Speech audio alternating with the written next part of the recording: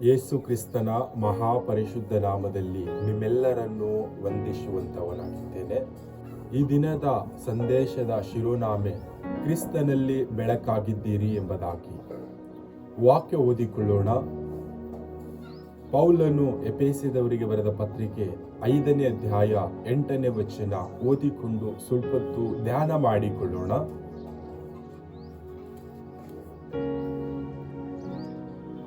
ನೀವು ಹಿಂದಿನ ಕಾಲದಲ್ಲಿ ಕತ್ತಲೆಯಾಗಿದ್ದೀರಿ, ಆದರೆ ಈಗ ನೀವು ಕ್ರಿಸ್ತನಲ್ಲಿದ್ದು ಬೆಳಕಾಗಿದ್ದೀರಿ. ಈ ವಾಕ್ಯದಲ್ಲಿ ನೋಡುವಾಗ ಈ ವಾಕ್ಯ ಈ ರೀತಿಯಾಗಿ ಹೇಳುತ್ತಾ ಇದೆ, ನೀವು ಹಿಂದಿನ ಕಾಲದಲ್ಲಿ ಕತ್ತಲೆಯಾಗಿದ್ದೀರಿ, ಈಗ ಕ್ರಿಸ್ತನಲ್ಲಿದ್ದುಕೊಂಡು ಬೆಳಕಾಗಿದ್ದೀರಿ ಎಂಬುದಾಗಿ ವಾಕ್ಯ ಹೇಳುತ್ತಾ ಇದೆ.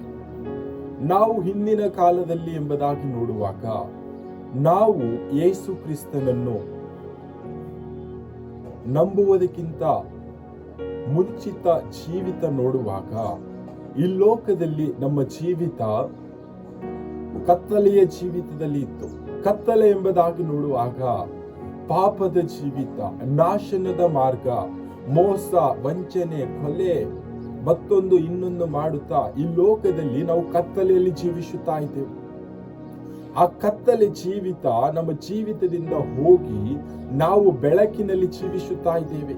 ಅದು ಯಾವಾಗ ನಾವು ಬೆಳಕಿನಲ್ಲಿ ಜೀವಿಸುತ್ತಾ ಇದ್ದೇವೆ ಎಂಬುದಾಗಿ ನೋಡುವಾಗ ಯೇಸು ಕ್ರಿಸ್ತನ ವಾಕ್ಯವನ್ನು ನಮ್ಮ ಬಳಿಗೆ ಯಾವಾಗ ಬಂತೋ, ಸುವಾರ್ತಿಕರು ಯೇಸು ಕ್ರಿಸ್ತನ ವಾಕ್ಯವನ್ನು ತೆಗೆದುಕೊಂಡು ಬಂದಾಗ ಅದನ್ನು ನಾವು ನಮ್ಮ ಹೃದಯದಿಂದ ನಂಬಿದವರಾಗಿ ನಮ್ಮ ಬಾಯಿಂದ ಅರೈಕೆ ಮಾಡಿ ನಿಜವಾದ ದೇವರು ಯೇಸು ಕ್ರಿಸ್ತನೆಂಬುದಾಗಿ ನಾವು ಯಾವಾಗ ತಿಳಿದುಕೊಂಡಿದ್ದೇವೋ ಆ ಒಂದು ದಿನದಿಂದ ನಾವು ಕ್ರಿಸ್ತನೊಂದಿಗೆ ಬೆಳಕಿನಲ್ಲಿ ಜೀವಿಸುತ್ತಾ ಇದ್ದೇವೆ. ನಾವು ಯೇಸು ಕ್ರಿಸ್ತನೊಟ್ಟಿಗೆ ಬೆಳಕಿನಲ್ಲಿ ಜೀವಿಸುವಾಗ ನಮ್ಮ ಜೀವಿತದಲ್ಲಿ ಎಷ್ಟು ಮಾತ್ರಕ್ಕೂ ಕತ್ತಲೆ ಜೀವಿತ ಇರುವುದಿಲ್ಲ. ಬೆಳಕು ಎಲ್ಲಿರುತ್ತದೋ ಅಲ್ಲಿ ಕತ್ತಲೆ ಇರುವುದಕ್ಕೆ ಸಾಧ್ಯವಿಲ್ಲ. ಈ ಒಂದು ದಿನದಲ್ಲಿ ನಾವು ಈ ಲೋಕದಲ್ಲಿ ಜೀವಿಸುವಾಗ ಯೇಸು ಕ್ರಿಸ್ತನೊಟ್ಟಿಗೆ ಸೇರಿದವರಾಗಿ ಯೇಸು ಕ್ರಿಸ್ತನೊಟ್ಟಿಗೆ ಜೀವಿಸುತ್ತಾ ನಮ್ಮ ಜೀವಿತ ಬೆಳಕಿನ ಜೀವಿತ ಆಗಿದೆನಾ? ಇನ್ನು ನಾವು ಯೇಸು ಕ್ರಿಸ್ತನನ್ನು ಹೃದಯದಿಂದ ನಂಬಿದ್ದೇವೆ, ಬಾಯಿಂದ ಅರಿಕೆ ಮಾಡಿದ್ದೇವೆ, ಮಾಡಿದಾಗಲೂ ಕೂಡ ನಮ್ಮ ಜೀವಿತ ಕತ್ತಲೆ ಜೀವಿತದಲ್ಲಿ ಈ ಲೋಕದಲ್ಲಿ ಜೀವಿಸುತ್ತಾ ಇದ್ದೇವಾ? ಯೇಸು ಕ್ರಿಸ್ತನೊಟ್ಟಿಗೆ ನಾವು ಬೆಳಕಿನಲ್ಲಿ ಜೀವಿಸುತ್ತಾ ಇದ್ದೇವಾ? ನಮ್ಮನ್ನೇ ನಾವು ಪರೀಕ್ಷೆ ಮಾಡಿಕೊಳ್ಳೋಣ. ನಾವು ಯೇಸು ಕ್ರಿಸ್ತನೊಟ್ಟಿಗೆ ಬೆಳಕಿನಲ್ಲಿ ಜೀವಿಸುವಾಗ ಸೈತಾನನು ನಮ್ಮನ್ನು ಸಿಂಹಾದೋಪಾದಿಯಲ್ಲಿ ಯಾರನ್ನು ನುಂಗಲಿ ಯಾರನ್ನು ಬಿಡಲಿ ಎಂಬುದಾಗಿ ಗರ್ಜಿಸುತ್ತಾ ಇರ್ತಾನೆ. ಆ ವಿಷಯವಾಗಿ ನಾವು ಯೇಸು ಕ್ರಿಸ್ತನನ್ನು ನಂಬಿಕೊಂಡಾಗಲೂ, ನಾವು ಬೆಳಕಿನ ಜೀವಿತವನ್ನು ಜೀವಿಸುವಾಗಲೂ ಸೈತಾನನು ನಮ್ಮನ್ನು ಕತ್ತಲೆಯ ಕಡೆಗೆ ಎಳೆಯುತ್ತಾನೆ. ಈ ಲೋಕದ ಆಸೆ, ಬದುಕು ಬಾಳಿನ ಡಂಬ, ಈ ಎಲ್ಲ ಕಾರ್ಯಗಳು ನಮ್ಮನ್ನು ಕತ್ತಲೆ ಕಡೆಗೆ ಎಳೆಯುವಂತದಾಗಿದೆ. ಆ ವಿಷಯವಾಗಿ ನಮ್ಮ ಜೀವಿತ ಈ ಒಂದು ದಿನದಲ್ಲಿ ನಾವು ಬೆಳಕಿನಲ್ಲಿ ಯೇಸು ಕ್ರಿಸ್ತನೊಟ್ಟಿಗೆ ಜೀವಿಸುತ್ತಾ ಇದ್ದೇವಾ? ಮತ್ತೆ ನಮ್ಮದೇ ಆದಂತ ಹಳೆಯ ಜೀವಿತ, ಹಿಂದಿನ ಕಾಲದ ಜೀವಿತ, ಈ ಲೋಕದಲ್ಲಿ ಕತ್ತಲೆ ಜೀವಿತವನ್ನು ಜೀವಿಸುತ್ತಾ ಇದ್ದೇವಾ? ನಮ್ಮನ್ನೇ ನಾವು ಪರೀಕ್ಷೆ ಮಾಡಿಕೊಳ್ಳೋಣ. ಈ ಒಂದು ಸುಂದರ ಸಮಯವಾಗಿದೆ.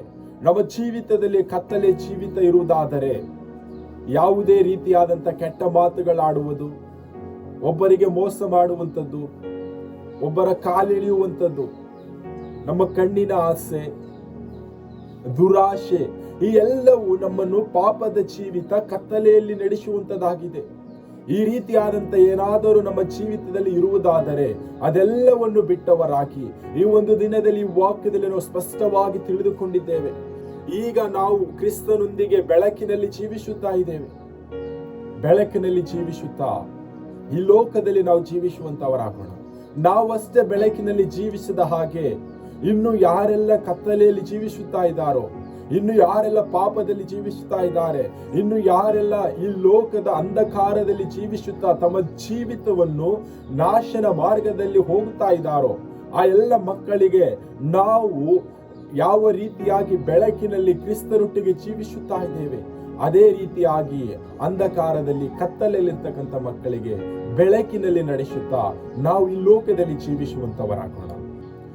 ನಾವು ಕತ್ತಲೆ ಜೀವಿತವನ್ನು ಜೀವಿಸುವಾಗ ನಮ್ಮನ್ನು ಬೆಳಕಿನ ಕಡೆಗೆ ನಡೆಸುವುದಕ್ಕಾಗಿ ಈ ಲೋಕದಲ್ಲಿ ಯಾರು ಬರಲಿಲ್ಲ. ನನ್ನ ಮಗನು ನನ್ನ ಮಗಳು ಬೆಳಕಿನ ಜೀವಿತ ಜೀವಿಸಬೇಕು, ಈ ಕತ್ತಲೆ ಜೀವಿತ ಬಿಡಬೇಕು ಎಂಬುದಾಗಿ ತಂದೆಯಾದ ದೇವರು, ಭೂಮಿ ಆಕಾಶಗಳ ಸೃಷ್ಟಿಕರ್ತನು ಈ ಲೋಕವನ್ನು ದೃಷ್ಟಿಸಿ ನೋಡಿ, ಈ ಲೋಕದ ಮೇಲೆ ಪ್ರೀತಿಯನ್ನಿಟ್ಟು ತನ್ನ ಪ್ರಿಯ ಕುಮಾರನಾದಂತ ಒಬ್ಬನೇ ಒಬ್ಬನ ಮಗನನ್ನು ಯೇಸು ಕ್ರಿಸ್ತನನ್ನು ಈ ಲೋಕಕ್ಕೆ ಕೊಟ್ಟನು.